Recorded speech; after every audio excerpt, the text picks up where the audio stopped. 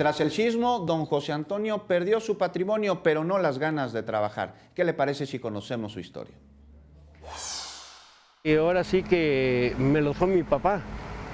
Y mi papá duró trabajando este negocio, le repito, como unos 80, 85 años.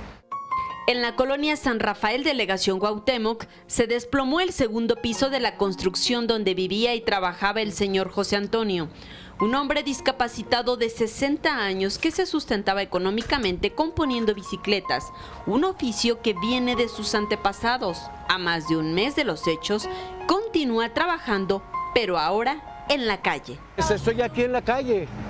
Sí, aquí en la calle haciendo el trabajo que me cae. Pues sí, vienen clientes fieles que son a uno, a que les arregle su bicicleta y uno que otro que pasa.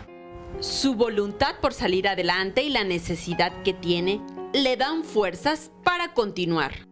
Sobre la calle Guillermo Prieto, número 27, está el taller de bicicletas El Tío.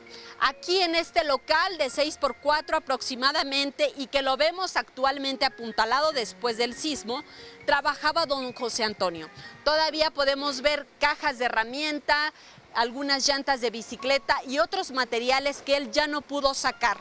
Atrás de este local vivía, así que ahorita se quedó sin casa y sin lugar para trabajar.